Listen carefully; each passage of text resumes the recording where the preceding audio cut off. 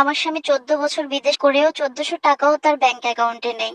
এটা আমার কাছে যতটা অবাক লেগেছে হয়তো বা শুনে আপনাদের কাছে তার চেয়ে বেশি অবাক লাগবে। আমার স্বামী প্রথম 10 বছর টানা বিদেশ করে তারপর দেশে এসে আমাকে দেখতে আসে। আমাদের আগে থেকেই চেনা জানা কোনো কিছুই ছিল না। ইচ্ছাটা আমার শাশুড়ি এবং ননাসের ইচ্ছাতেই সে আমাকে দেখতে আসে। আমাকে দেখতে আসার মধ্যে তাদের পরিবারে একটা বিপত্তি ঘটে। সেটা হলো আমার বাসর কোনোভাবেই চায়নি যে আমার স্বামী এই 10 বছর পরে বিদেশ থেকে এসে বিয়ে করুক, কারণ তার স্বার্থের হয়তো বা কোথাও সমস্যা হবে। এই 10 বছর আমার স্বামী বিদেশ করে সম্পূর্ণ টাকা আমার বাসুরের হাতেই দিয়েছেন। তারা সম্পদ কিনেছেন, ঋণ দিয়েছেন, সংসারের ভাই বোনদেরকে পড়াশোনা করিয়েছেন এবং ভাই ভাতিজাকে পড়াশোনা করিয়েছেন। এমনকি আমার বাসুরের সংসারটাও কিন্তু আমার স্বামীর টাকাতেই চলে। আমার স্বামী কোনো চিন্তাই করেনি। আমার স্বামী সবসময় বিশ্বাস করেছে তার ভাই তার জন্য ভালো কিছু করে রাখবে, হয়তোবা সম্পদ কিনবে, হয়তোবা তার জন্য বাড়ি গাড়ি জায়গা সম্পদ কিনে রাখবে। কারণ সে কখনোই হিসাব চায়নি। মাস শেষে যা বেতন পেত নিজের খরচের টাকা সামান্য রেখে বাকি সবকিছু আমার বাসুরের হাতেই উঠিয়ে দিতেন। যেহেতু সে ছিল না, তার সংসার ছিল না, মা বাবার জন্য, ভাই বোনের জন্য, ভাইয়ের বাচ্চাদের জন্য হয়তোবা তার এতটুকু করার ইচ্ছাটা মনের মধ্যে সবসময়ই ছিল, সেজন্যই সে 10 বছর টানা তার ভাইয়ের হাতেই সমস্ত টাকা পয়সা দিয়েছেন। কিন্তু সমস্যা হলো ওইখানেই। যখন আমাকে বিয়ে করতে আসছিল তখনই আমার বাসুর দ্বিধাদ্বন্দ্ব শুরু করে দিল, এত তাড়াতাড়ি বিয়ে করতে হবে কেন, মাত্র তো 10 বছর চাকরি করলি, মাত্র তো 10 বছর বিদেশ করলি, এত তাড়াতাড়ি বিয়ে করলে ভবিষ্যতের জন্য আর কি হবে, কি বা করতে পারবি, জায়গা সম্পদ কিছুই আর কেনা হবে না। কারণ সে বারবারই আমার স্বামীকে বোঝানোর চেষ্টা করেছে যে বিয়ে করা মানেই খরচের একটা রাস্তা। এখানে যখনই বিয়ে করবি তখন আর বোর জন্য বোর বোর চাহিদা পূরণ করতে করতে হয়তো বা সংসারের দিকে আর খেয়াল থাকবে না। এই জন্যই আমার স্বামীকে বারবারই আমার বাসুর এসব উল্টাপাল্টা কথা বলে বুঝিয়েছেন। কিন্তু আমার ননদ সবসময় অগোছনে আমার স্বামীকে বোঝাতেন যে ভাই যা বলে তা শোনার দরকার নাই। ভাই নিজের স্বার্থটাই চিন্তা করে। আজকে 10 বছর যে ইনকাম করে দিলি, টাকার হিসাব চেয়ে দেখ কয় টাকা তোর জন্য আছে, কিংবা তোর জায়গা সম্পদ কতটুকু তোর নামে আছে। যখন এই কথাটা বললো তখন আমার স্বামী একটা কথাই বলেছে, এখানে আমার মেয়ে পছন্দ হয়েছে, আমি এখানেই বিয়ে করব। আপনাদের যত টাকা লাগে তা তো আমি দিচ্ছি, পুরা সংসারের খরচই তো আমি দিচ্ছি, তাহলে আমি বিয়ে করলে আপনাদের সমস্যাটা কোথায়? যখন এই কথা নিয়ে ঝামেলা হলো তখন আমার বাসুর রাগ করে ঘর থেকে নাকি চলে গেল। তখন আমি উপস্থিত ছিলাম না, আমার এগুলা শোনা কথা। তখন পুরা পরিবার মিলে আমার বাসুরকে রাজি করালো বিয়েতে। আমার বিয়েটা খুব সুন্দরভাবে অনুষ্ঠান করেই হয়েছে।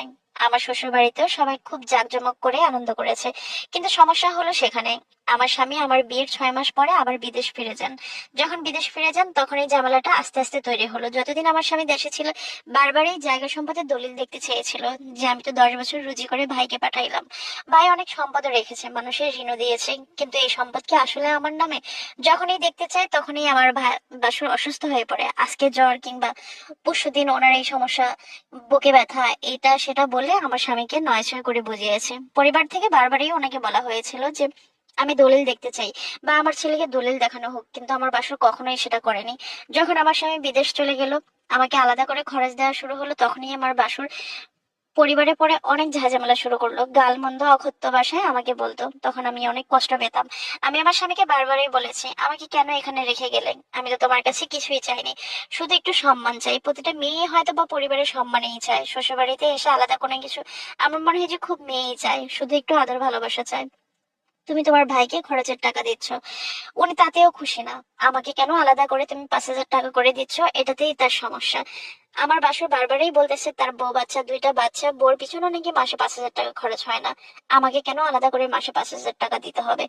এমনও হয়েছে যে আমি যখন কলেজে যেতাম আমার 5,000 টাকাও হতো না, কিন্তু আমি কখনো আমার জামাইকে বলতাম না, কারণ আমি যেভাবেই পারতেছি সুন্দরভাবে চলতেছি, হিসাব করে করে আমার বাবা যতটুকু পারতো ততটুকুই আমাকে সহযোগিতা করতো। কিন্তু আমার কষ্ট হতো যখন আমার বাসুর আমাকে গালমন্দ করতো। আমার শাশুড়ি আমাকে সবসময় বুঝিয়ে বুঝিয়ে রাখতো, লুকিয়ে লুকিয়ে আমাকে আদর করতে হতো আমার শ্বশুর শাশুড়ির। আমার যখন বছর ঘুরতেই সন্তান আসে পৃথিবীতে, আমার শ্বশুর শাশুড়ি একটু মন খুলে আদর করতে পারতো না আমার বাসুরের ভয়ে, এতটাই ভয় পেত। কারণ ঘরের প্রত্যেকটা মানুষ আমার বাসুরকে ভয় পেত। কিন্তু 10 টাকা রুজি করেও কখনো উনি কোনো দায়িত্ব পালন করেনি।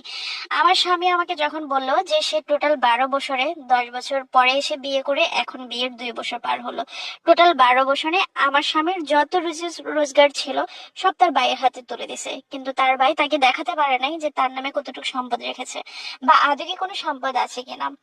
আমার স্বামীর একটাই কথা ছিল, আমার জন্য না হয় আলাদা করে একটু সম্পদ কিনেন, বাকিটা আব্বার নামে কিনেন, যাতে আমরা ভাই বোন সবাই মিলে আমরা এই সম্পদের মালিক হই, কিন্তু আমার বাসুর আজও দেখাতে পারলো না। হয়তোবা আমার বাসুর নিজের নামেই সমস্ত সম্পদ লিখে নিয়েছেন, আমার স্বামী টেরও পাননি। আমার স্বামী এতটাই বিশ্বাস করেছেন।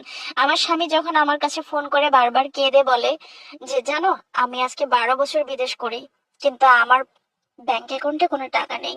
এমন করতে করতে 14টা বছর আমরা পার করি। এই 14 বছরে আমার বিয়ের 4 বছর, আমার স্বামীর 14 বছর বিদেশ। আমার মনে হয় না আমার স্বামীর ব্যাংক অ্যাকাউন্টে 14,000 টাকাও আছে। তবে হ্যাঁ, ও যতটুকু পারতেছে ততটুকু দিয়েই আমাকে সংসার চালিয়ে নিতে হচ্ছে। সে ততটুকুই আমাকে দিচ্ছে। কিন্তু এখন আস্তে আস্তে একটু হিসাবি হয়ে উঠলো। ভাইয়ের কাছেও আস্তে আস্তে টাকা দেওয়াটা কমিয়ে দিল। আর এটা নিয়ে সংসারে যে কত অশান্তি, কত গালমন্দ। আমাদের দেশের অনেক প্রবাসী নিজের পরিবার দ্বারাই সবচেয়ে বেশি ঠকে যায়, এটাই বাস্তব।